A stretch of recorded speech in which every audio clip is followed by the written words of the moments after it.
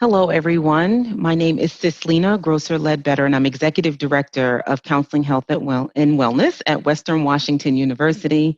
And I am excited today to have a conversation that I have been dying to have with someone who has become not just a colleague, but kind of a fast friend. When you text someone as you're standing in the middle of a rally, that person qualifies as a fast friend. This is Dr. Keith Williams, and I call him Chief. He's the assistant chief of police at Western Washington University. He has been the assistant chief here for the past 2 years. And in law enforcement, however, for 33 years. I know he started when he was just 5. And so that youth that you see, don't be deceived. He started when he right out of the crib. And Chief came to us, Assistant Chief came to us from Kinloch, Missouri. He was the police chief there. And Kinloch, Missouri, I think it's reminiscent for me when you say Missouri, because I know that you were not too far from Michael Brown's, the town where Michael Brown was killed by police. And so, Assistant Chief Williams, tell me a little bit about sort of your decision to become a cop. Well, thank you very much, Dr. Ledbetter. I appreciate your wonderful intro. And I also see you more than a colleague, but we know. Okay, we'll leave it at that. That's right. Anyway, I've had a long career in law enforcement, over 33 years. It's hard pressed that it happened. I guess for the most part, I was the innocent victim, if you will, of various types of police misconduct, which is why I became a policeman. I have 4 specific incidents in my life prior to becoming a policeman when law enforcement wanted to kill me. Had their weapons on me. I don't mean just a traffic stop and cops got his hand on his gun. I mean, had pistols on me, shotguns on me, rifles on me, because I existed. The first event happened in Missouri, and the other 3 happened when I lived out in Los Angeles. So I guess for me, I always believed that if there was going to be some type of change in my perspective, if I was going to be involved in that change, it's going to have to be from the inside. So that meant I was going to have to learn to become a policeman. What that meant, how it affects communities, and what it means to me. I have 3 sons. Ironically, my oldest is a detective sergeant with the Cleveland Police Department. That's a whole nother story, because I had no idea after he got his degree. He was calling me his daddy. I'm joining the police academy. Wow, where'd that come from? Oh, my goodness. It is, it's one of those situations, and I support them, and I wish them nothing but the best. But for me, as I said, it was the result of seeing firsthand how abusive police can be with someone who's done nothing, just walking down the street or riding in a car with a friend, and then you get pulled out and weapons on you and called racial epithets, and it just kind of impacted me significantly.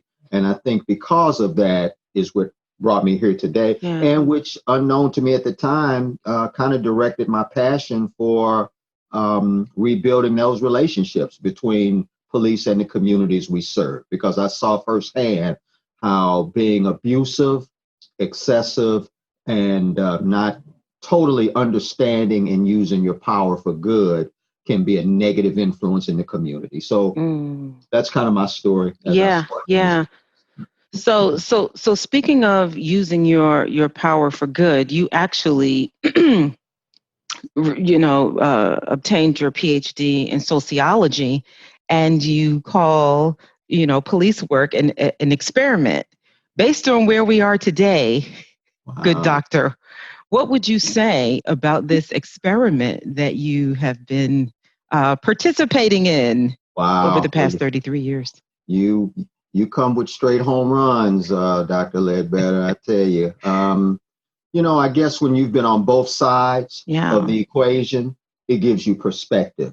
And don't get me wrong, I've seen a lot of good police officers do good work, do good things. People who, like they say in bands of brothers, we support each other. We support the person on the left, the person on the right, and we do our job. But at the end of the day, our role is to make sure our communities are safe and secure. I jokingly say, as a sociologist, that was my laboratory Yeah. because and I know psychology is more your Yeah. forte, but we share those social science Yep. background. And anytime you have an opportunity to really observe how behavior impacts communities, impacts the behavior of officers, it drives you. I was just Mm. able to document it and observe and then report my observations. I spent the beginning part of my career with the St. Louis Police Department.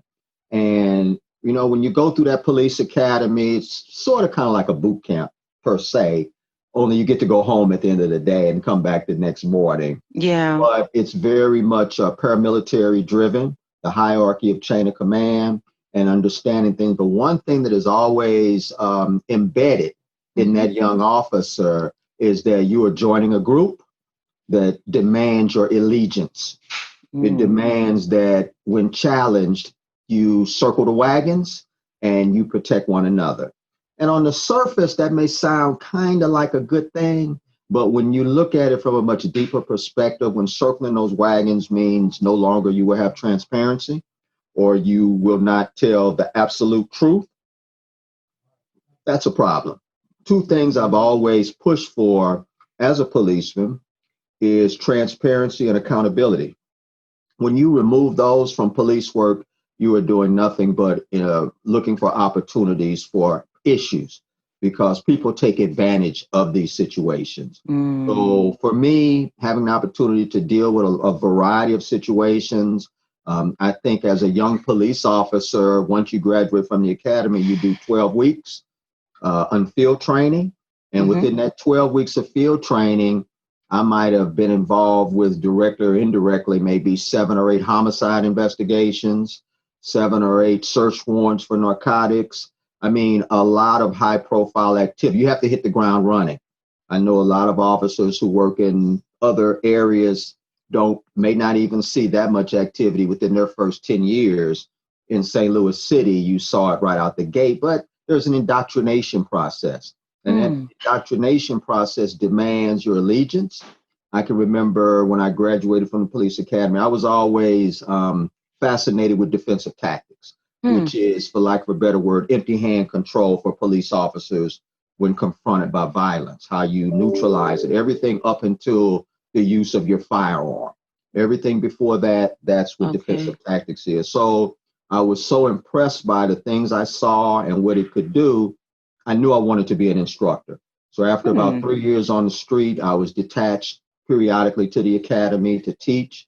They sent me to the FBI school to be trained and then to take that training and provide it for the officers. Because early in my career, you might remember a gentleman named Rodney King. I do. And it was the Rodney King. I had just taught a baton class, a nightstick class that day. So it was just ironic when I looked at that video and I saw what was happening to Mr. King and the officer's response and how powerful that video camera was. And we see that more today. So all in all, I think that although I think policing is necessary in this society, we have a lot of work to do to clean it up. Yeah, and speaking of a lot of work to do, I mean, you referenced Rodney King, and I think in more recent times, I'm thinking about St. Louis, Missouri, where you used to work. And you were around and very close during that time of Michael Brown. What was being right there, front and center, like for a Black police officer? Well, to be honest with you, Dr. Ledbetter, it was a challenge because more often than not, a Black police officer faces two challenges right out the gate. You have the challenges of being a police officer and all that entails that, but there's also a challenge from members of the community who see you as selling them out. who see you as someone who no longer represents their interests, but you represent the interests of the man. And because of that, it creates a certain type of duality. And you have to be strong to navigate that. At the time of Mike Brown, yes, I can remember it. They say some things happen and just timestamps in your brain. Well, that's one of them. Because Kinloch sits right next to Ferguson, Missouri, where this happened. And I'm not going to give you an in-depth background on Ferguson, but I'm just going to say it wasn't a very friendly place for Black people for many years.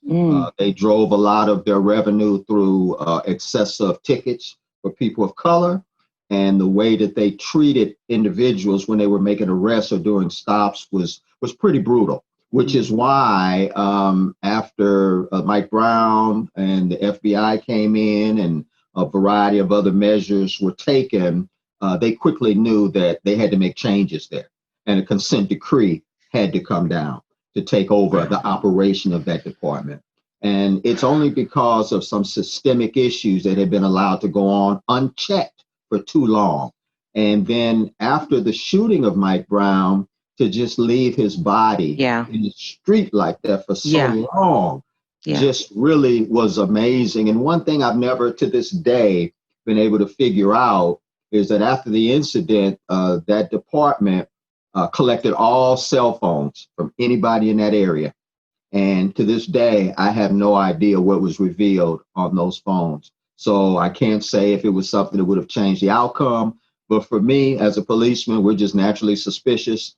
Caught my attention, and I was one. So that really opened up the door. And when you talk about Mike Brown, that just fast forwards us to George Floyd. Fast forwards us to George Floyd. Which was another situation. I mean, we can name a list of unarmed Black males who were shot and killed by the police. And it's unfortunate for the families. It's unfortunate for the communities. And I've told you before, for me, it took me right back to the slave issue of buck breaking.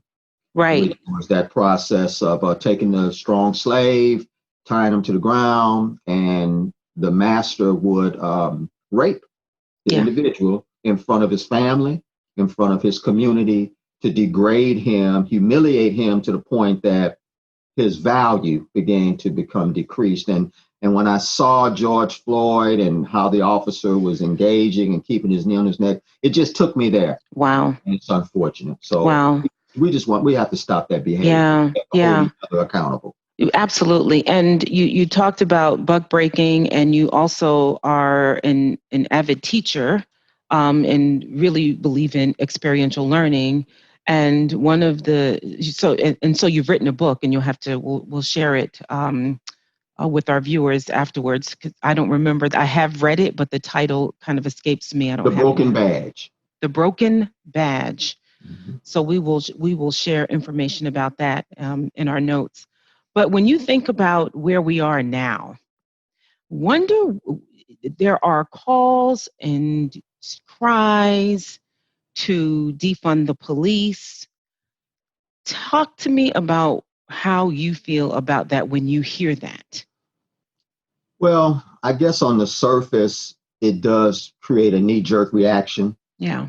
You have to, because we're looking for a greater explanation. I certainly believe that if I received a call for homeless people congregating, maybe a disturbance or someone suffering a behavioral health crisis, that there are individuals who possess greater skill sets than we have collectively as police officers. And if there was a way for them to be involved directly, indirectly, it would certainly free up a lot of the resources that police officers use. So when you talk about bringing in additional resources that can help the community in a more positive way, such as the examples I mentioned, I'm all for it. But to take a broad brush and say every police department, we're going to cut your budget 30%, 40%. Right. I don't think that's the right approach. I think you have to really examine what's going on. You have to look at that department. Look, we're on a campus, and I know you've worked on campuses as well. And I've worked in urban environments, which is a little bit different. So, I guess there has to be a little bit more specifics involved when you talk about defunding. If it's about bringing in additional resources so that to make it more beneficial for the community members, support it 100%. But just to flat out say, I don't care what you're doing, 30% of your budget's gone.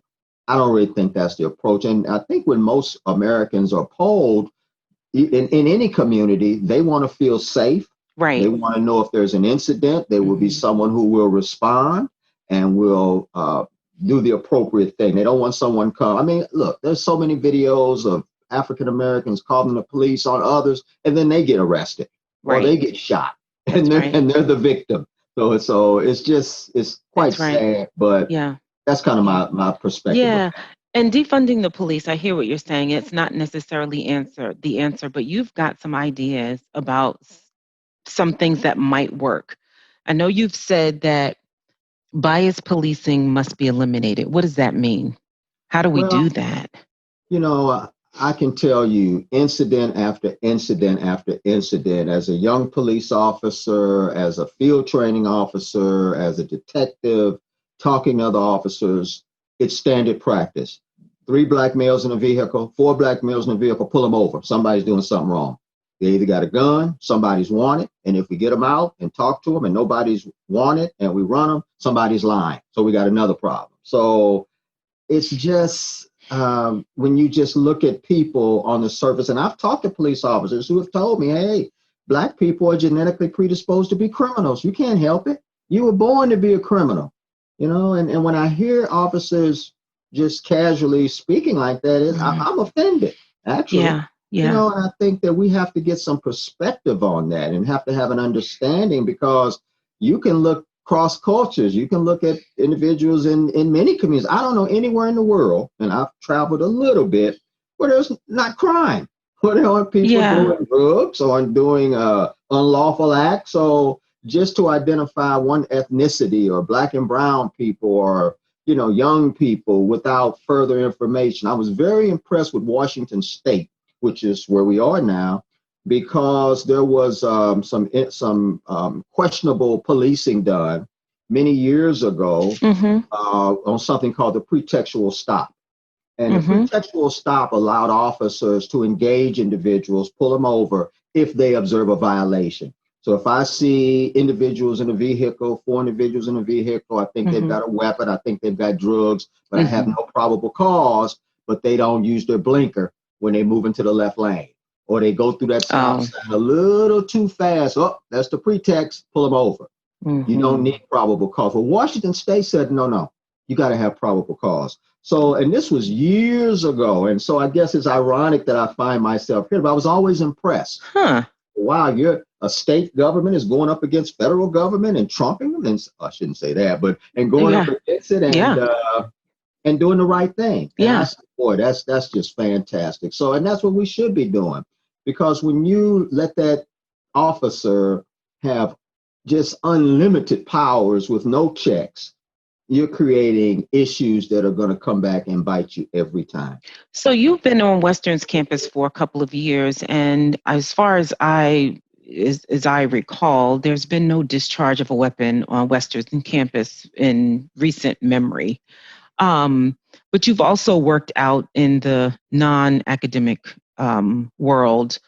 How would you categorize the distinction? So if students are wondering, are all police the same? You got this ACAB. How would you say, what would you say is the distinction between working on a college campus and out there?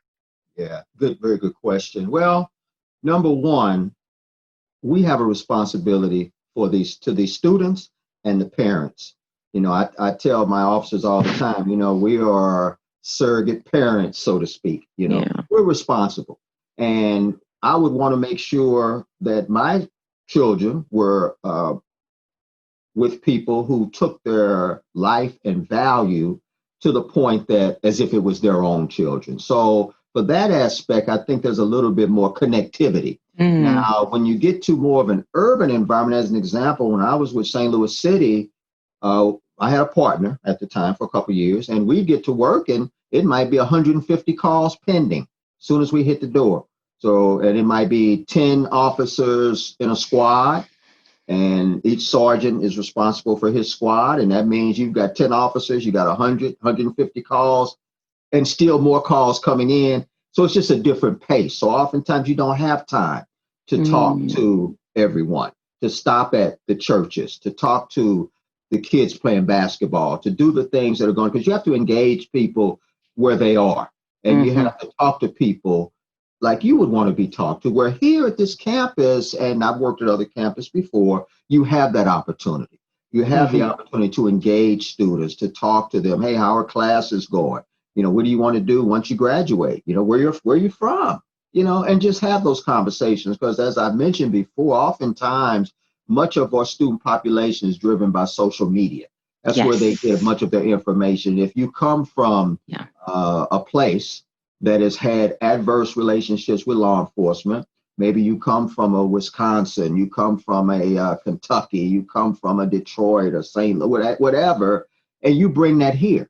So when you see that officer in that uniform, you immediately reflect back, he's just like the officers I remember. So it's up to us to change that paradigm. Yeah. So every day I'm challenging my officers.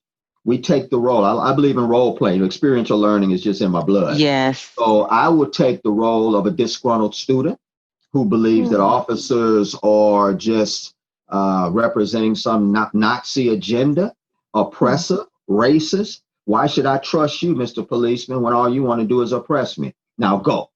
I need your elevator speech. So every officer here, and I'm hopefully, I may be speaking out of turn, but I hope you will challenge, and the viewers will challenge. Come to our officers, engage in a conversation, and ask them why. You'll be surprised at what you may hear, because I believe in education, we can disarm a lot of the negativity. Policemen are taught what's called tactical communication. Some call it verbal judo. It is the ability to diffuse conflict through dialogue. Same thing when addressing these issues. When you're approached and someone is disgruntled, angry, feels you're a racist, you have to be able to communicate and explain the why. Articulate that. And if the more knowledge you have on the topic, the more effective you will be. So that's what I'm spending a lot of my time on. And I challenge them. You can play the role of the disgruntled student and bring it to me. And I'll also demonstrate, because I can't talk the talk if I can't walk the walk. That's right. So you heard it here first, folks. Officer friendly out there. Go and go talk to an officer if you see an officer around campus. That's really great. And you also talk about accountability. Yeah. How do you hold your fellow officers accountable to a standard when, there's this officer culture? Yeah. Well, I tell you what, that's a heavy hitter there. I think if I was 100% effective in developing some type of protocols or policies or procedures, I might be in line for a Nobel. That's right. That's right. With that being said, we have to hold each other accountable. There's too much of the circling of the wagon. An officer is doing. Let's go back to George Floyd. There were a couple of other officers there watching that go down. How many jumped in and said, "Hey, hold up, wait a minute, come on, let's get them out of here"? Yeah. Come on, we don't need that. Come on, let's go. Yeah. No, they just watched as well. No, and our policy addresses that, as do many other policies. See, a lot of people think, well, you need more training, you need more. A lot of the things, officers just aren't doing it, and they're not being reinforced by their supervision, and that is why they're getting away with it. And when we talk about accountability, that means we have to hold each other accountable. And when you see something that you know is not right, you have to speak on it. You just can't turn your back. Oh, I didn't know what was out here. A bird was flying over my head. I missed everything. No, it's not enough of that, because in the culture of police work, that had been a standard practice. You never, ever talk about another officer who's done the wrong thing and bring that to the attention of supervisors. Because see, oftentimes when you do that, you're demoted, you're transferred, and you might even be terminated. And no officer wants to go through that. That's right. And so the sort of dovetailing that point, police who report abuse and corruption, what typically happens to them? So you want to be the officer who says, this is inappropriate, or listen, don't spray this this woman's wall, this woman's apartment with bullets. You might hit her. You might strike her. What happens to the police officers at the Breonna Taylor incident when the 4 or 5 officers that were backup tell on the one who's actually doing the spraying? Yeah. How do you do that? Yeah. Historically, you got a problem because number one, you're risking alienation from your colleagues. And for a police officer to go on a call, shots fired, fight in progress, what have you, and to know you've got no backup coming, that's beyond stressful, So it becomes problematic, but you have to do it. If we're going to change we've been talking about changing this culture for many years, but have never taken the appropriate steps collectively. I've known a lot of officers who stepped up. I mean, you hate to see a person placed in custody, put under arrest, maybe he's on the ground handcuffed, and then the officer decides, well, I'm just going to stomp him in the head a couple of times just because. And then you're like, well, okay, no. We are not judge, jury, and executioner. That is not our role. And if that was a perceived role from however many years ago, it's over. And we have to have a new breed of police officer who is willing to step forward. I'm not saying we're not going to protect one another when the situations demand help, but you know when you're being abusive. I mean, it's like the old adage of right from wrong. Yes. And as a police officer, we're held accountable. If anybody should understand somewhat of the law, you would think we are a group that would. So we know what we're supposed to do, but for the culture, see, my whole thing, Dr. Ledbetter, my focus has been to work on changing police culture. It's beyond a class here, training on this. Let's talk about that. You have to get to the source of the matter, which is police culture has not evolved since probably the 50s. Well, the police patrol, right? And the Fugitive Slave Act. I'm not sure how much it's evolved since then. And that's those are a couple of your experiential teaching tools to be able to give people a snapshot of the history of policing. Do you think white cops know the history of policing? Do you ever have those conversations with white? I am amazed at how much they do not know. And that's why I've chosen education as a component. Now, if I'm trying to educate you on the Fugitive Slave Act, slave catchers, even fast forward to COINTELPRO, we have those discussions under J. Edgar Hoover and some of those initiatives to eliminate these Black groups, whether they be Black Panthers, Nation of Islam, fraternities and sororities, believe it or not. So we were targeted. What? I didn't know that. That was all part of the mix. There could be no secret organization that the FBI didn't know something about. You're not going to have any rituals. You're not going to have any handshakes. You're not going to have anything. We want to know it all. That. And that was one of their motivations back in the 50s forward. The biggest movement toward change in police work, and from my research and my opinion, was when they began to try to change the cultural makeup. They said, well, we're going to hire more minorities. We're going to bring more people of color into the ranks. Well, it started off, but then it didn't change. Even in my career, I came in law enforcement in the late 80s is when I started. Yeah. And even then, I can recall going on calls and the victim would say, I want a white cop. I don't want a Black cop handling this call. I want a white cop. Wow. One day I was out and a Black guy confronted me. He just wanted to talk. He said, hey, I used to be a cop here back from the 50s a bit. He said, we were not allowed to arrest white people. You had to call a white officer. And I remember one time I had arrested a guy, a fugitive for something, brought him into the station. And the desk officer, he looked at this white guy who of a race. Said, what are you doing bringing white people in? Aren't there enough Black people to lock up? Did he say that out of his mouth? And I'm looking at him like, now I'm a young officer, so you're trying to, not cause any waves, but I never forgot it. I never forgot that.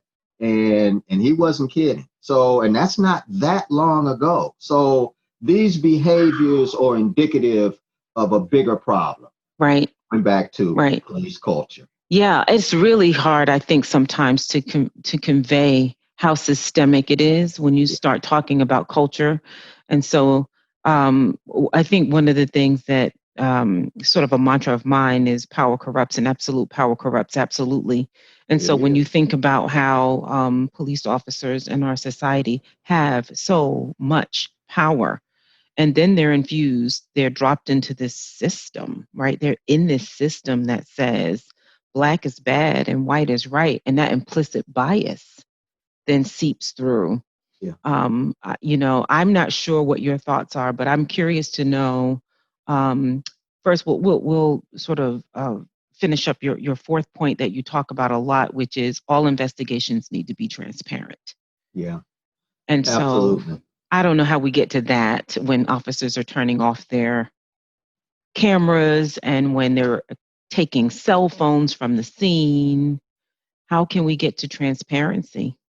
It's not going to be easy. No. There's going to be a lot of pushback, but we have to persevere and we have to push the moment. This is the time. And I believe that we have to push it. Whenever I hear of a police investigation or something going on, my ears are attuned. I want to hear the words transparency.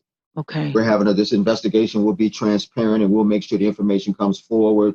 Hey, I want to hear it and I want to see it, because all too often that's not the case. Doors are closed. People are turned away.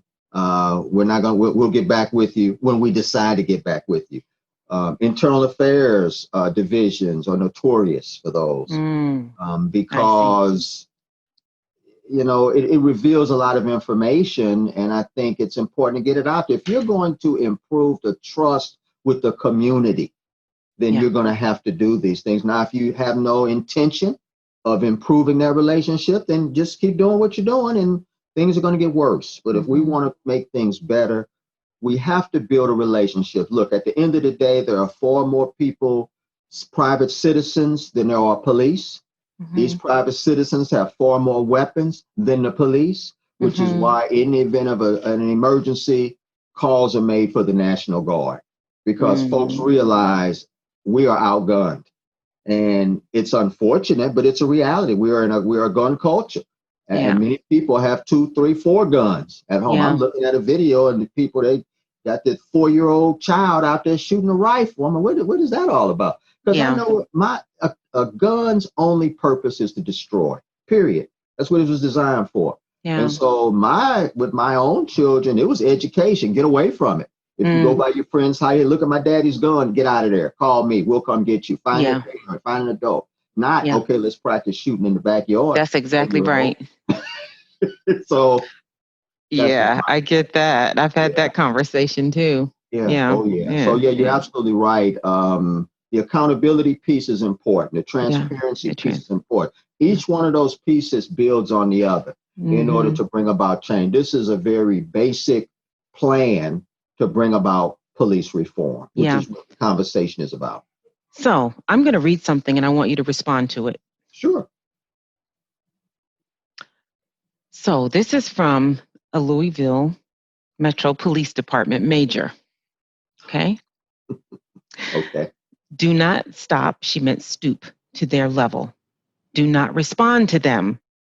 If we do, we only validate what they did. Don't make them important because they are not. Major Bridget Hallahan reportedly wrote in an email to her colleagues at the LMPD. They will be the ones washing our cars, cashing us out at the Walmart, or living in their parents' basement, playing COD for their entire life. These Antifa and BLM people, especially the ones who jumped on the bandwagon yesterday, she has in quotes, because they became woke, insert eye roll here, she has in parentheses, do not deserve a second glance or thought from us. Our little pinky toenails have more character, morals, and ethics than these punks have in their entire body. So somehow an investigation or someone exposed that, speaking of transparency. How do you respond to that? That is someone who is wearing the same uniform that you have. And is a commander. Yeah. If you listen to that person's narrative, you consistently hear them, they, And here we go back to the us against them. And that is an ingrained philosophy that goes back to the police culture. Us against them. We have to protect us because of them. And it's unfortunate, but it gets ingrained in people's brain. Then they begin to devalue other people's lives. And then also, especially for Black males, then you become demonized. You don't feel pain.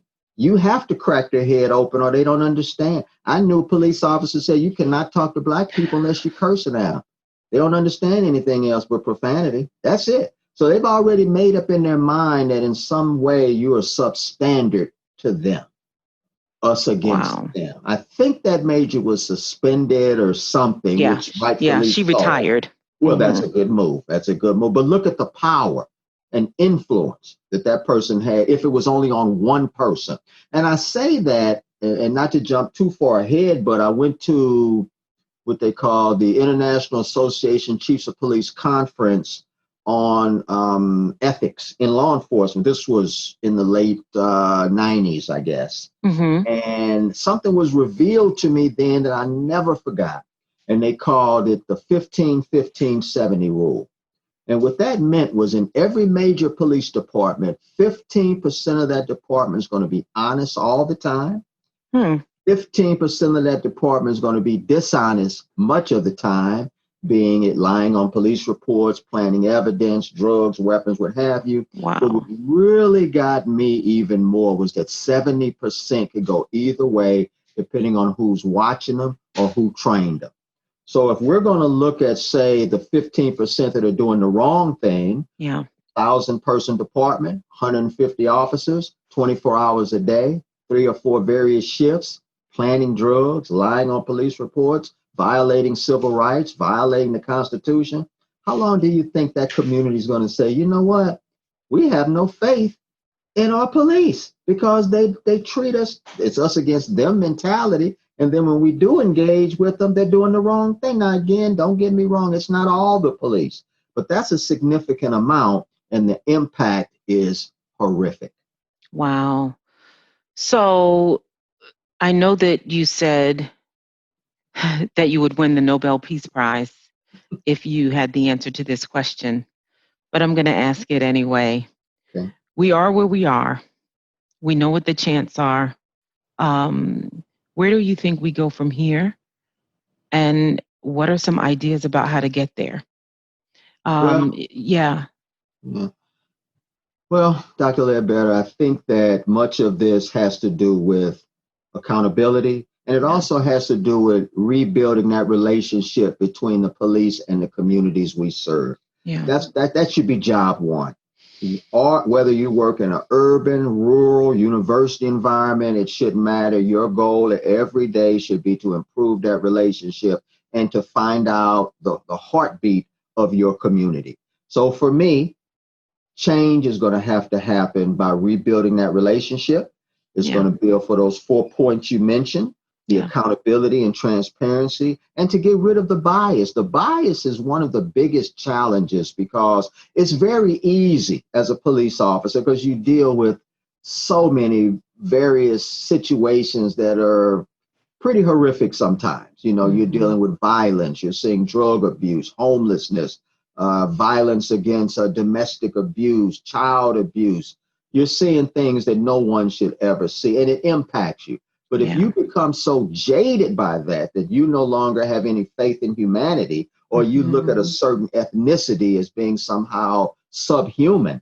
When I got promoted to sergeant with St. Louis City, I had about 5 years on, which gladly for me, that was kind of unusual to get promoted at that young of an age, but I was fortunate. And I went to a you earned it. Well, thank you. I went to a district that 99% Black. No problem here. No problem. So one of my colleagues who was a white sergeant who had got promoted, he said, well, Keith, where you going? I told him. He said, you going to work there? You going to that, I'll just say a feces hole, even though he used a different term. And at the time, that's where my in-laws lived. And I'm like, Now, if you see this community as a feces bowl, Wow. how do we treat feces? We flush it. Nobody wants to hold it in their hands. I don't want to get too graphic, but That's no one okay. wants to be around it. You want to get rid of it. You want to move it on somewhere, and that's how they treat the community. So I think that's part of the challenge, right? So when you're talking about defunding, that is what people are talking about. And so I think when um, I honestly think that the community is struggling right now with how to upend, how to root that evil, these insidious, this vitriolic, uh, venomous, this hatred, this bias. How do you get rid of that, or are we just like decades from that? Because we're not willing to break it down, dismantle the system, and build it up from the ground. How are we going to stop what's happening now? I know that's an impossible answer, but it's. I wonder if we talk about the relationships. Can you give me one example of how, based on all your experience, what a community, what a set of officers can do right now to build relationship in the community that they're in? Well, Because to we've be got to honest, start talking, I we think. do. We do. And that's critical. I think we have to change the perception of what police officers are, how we are perceived, and what our role is in a community. Our role is not to be some type of a military unit that comes in and squashes oppression with the boots and the tanks and the, armored weapons. And, I mean, sometimes force is a part of the job sometimes, but it's not all the time. And you have to build relationships. I would much rather attempt to diffuse a situation by communication than to whip out my impact weapon or whip out my taser or jump into some stance and be prepared to use some empty hand control. I'd rather spend extra time talking, trying to get to the root cause. Look, what's going on? That's why Okay. I'm a believer in that tactical communication. We've gotten away from a lot of the things that we've started off doing well. Now, I some see. officers still do it, but often it's easier just to go in and lay a stick. When I first started in police work, it was commonplace that if you were dealing with an individual who was resisting your control, Mm. resisting your arrest, your only option was what they said was to give them a turban, which meant to crack their head open. Anything short of that, you're playing with the person. Oh my. So I was the type of person, told you going in, I like defensive tactics, how I do joint holds, manipulations, pressure points. I'm not trying to have to break your head open or break your arm or break your leg. I'm just going to Mm. control you, get you in handcuffs, get to the station and do what we got to do. But if my whole first move is just to crack your head open, and then the other officers are wondering, what are you doing? Many officer, what are you doing? Stop playing with him. Stop doing that strikes to the leg or trying to get him in a control. Just crack his head open, man. Give him a turban. Oh If I heard gosh. it once, I heard it again. Now, this was years ago. Don't get me wrong, but I would be hard pressed not to believe that there are people out here looking to give folks turbans, I think so. unfortunately. I think And that's then they right. would say, what are you doing with that little nightstick? Go get you a table leg. You need you a big table leg with a hunk of iron on the end of it. And then that's what you use. That's your weapon of choice. So I was always somewhat frustrated because I knew it had to be a better way. I just Mm-hmm. knew it had to be a better way. But these were individuals. Let's see, if I came on in the 80s, these were individuals who had been around since the 50s and 60s, who were Do trained by people who had been trained from the 40s and the 30s. So they Goodness brought that gracious. culture with them and passed it on. And thus the system. Do you believe That's that what they racist did. cops could be changed? Whew, that's a rough one. I think anyone under the right circumstances can be Okay. changed. What I have That's the seen researcher change, in you. well, yeah, you're true. What I have seen that changed police officers' behavior is a few things. Training, yes, that can happen. Second, attrition. That changed because you're gone. But third, financial. When you start taxing these officers, pension, you start making them responsible for lawsuit settlements, that behavior changes almost overnight because no police officer Oh. is in this business to lose money. Not at all. And if you're telling me you're gonna we used to say put a rock on my check, 50% of my Oh. check, I think I better change. I'm going to change because wifey at home is not going to be happy. I got 2 kids going to college. What am I going to do? I think I better reassess my priorities. So those are the 3 things that I have seen through the years that have changed police officers' behavior. But do we have to wait for attrition? I have to wait for a guy to go through 20, 30 years and then retire before changes? No. And we No. have to start with the young officers. Recruitment is very important. A lot of places, they would go to racist communities to extract individuals to become policemen because they fit the mold of the police officer they're looking for. Wow. So they just bring it right on in. Come on, you're one of us. Come on, let's go. I mean, I'm talking about traveling to the deep South, looking for these. Oh, this is where we're recruiting in Duck Hill, Mississippi today, folks. That's where we're going, as an example. Nutbush.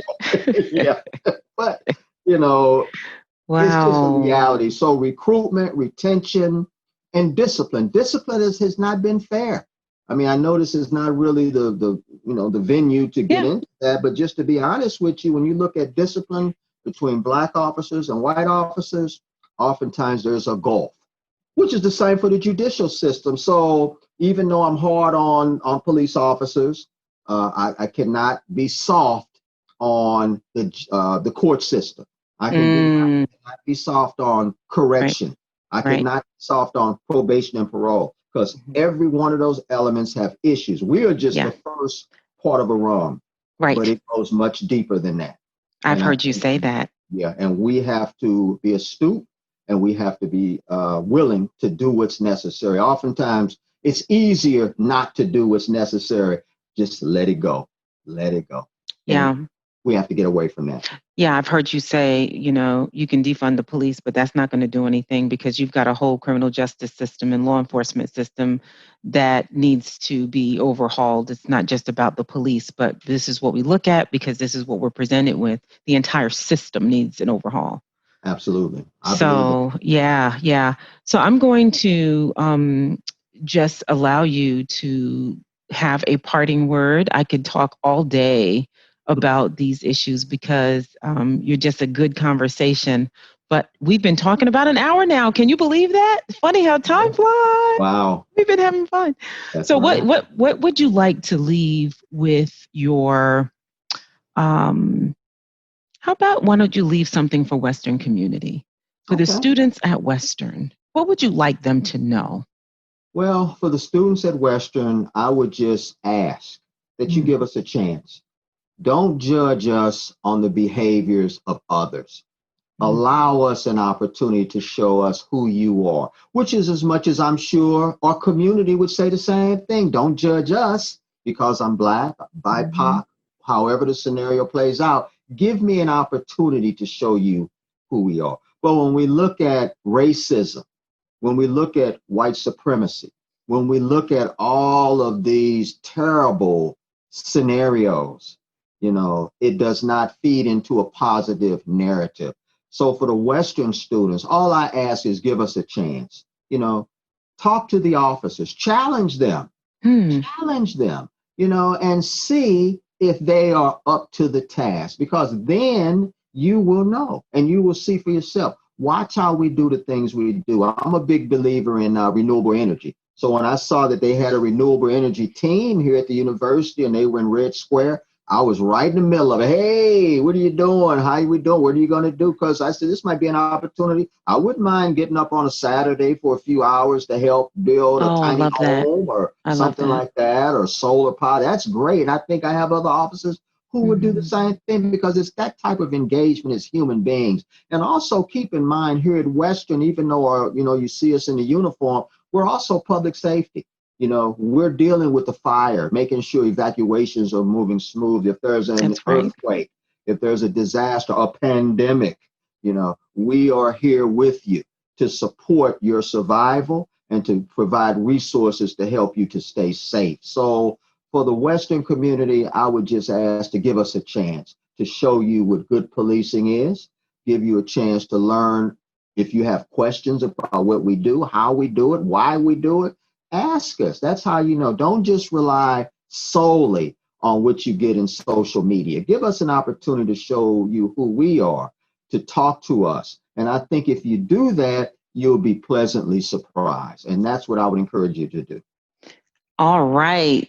Nice little bow. You wrapped it up so nicely. Thank you so much, Assistant Chief Keith Williams of Western Washington University's Public Safety and University Police Department.